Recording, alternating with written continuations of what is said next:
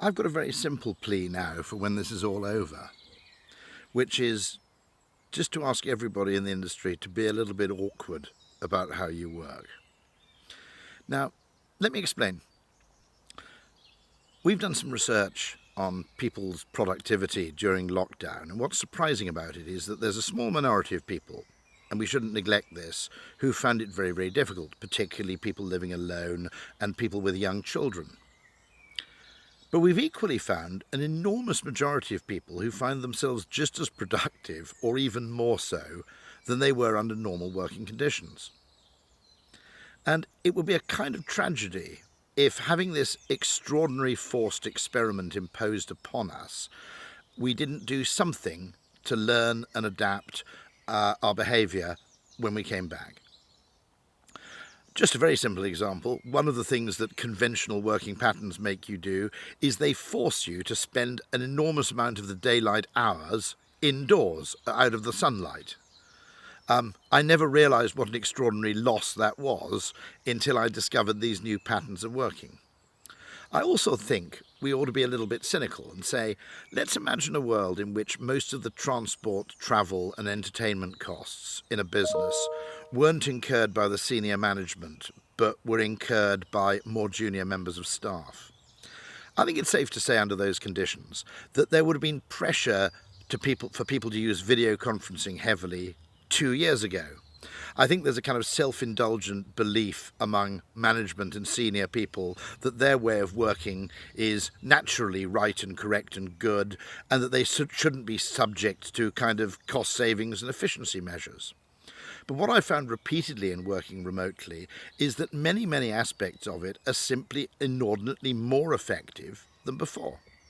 This isn't new, by the way. David Ogilvy never wrote a single thing in the office. Too many distractions, he said.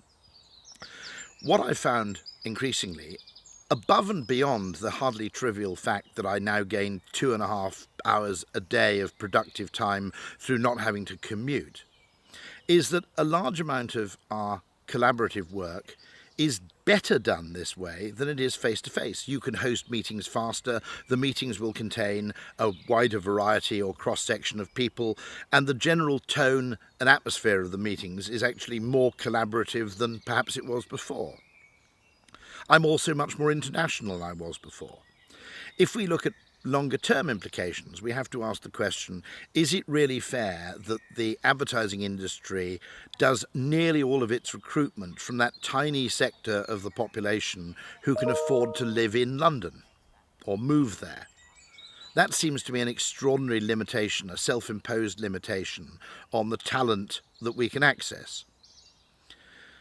So I'm not asking you to unionise, well, not yet, but when we do go back to work, I am asking you to form a bit of an awkward squad in repeatedly asking questions like, is it really necessary for this meeting to involve a journey or physical presence? Can we at least make it a default that meetings offer a virtual and a physical component automatically, rather than it being assumed to be physical? And I've been a Zoom advocate in this way for about 2 years. I pioneered Zoom Fridays with the behavioural science team. And what I discovered is something very strange. Even though it's in many ways much easier and more productive, you can't rely on people off their own bat simply to adopt this new behaviour. For a short term, you kind of have to impose it for people to discover what the advantages are and to avoid the usual risks of presenteeism.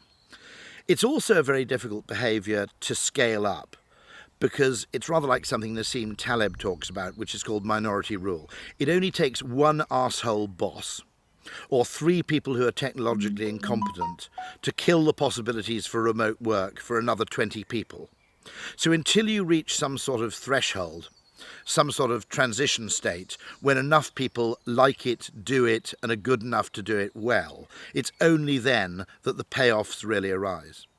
So as I said, I'm not asking you to unionise, but I am asking you to go, when you go back, to be a little bit more awkward about this.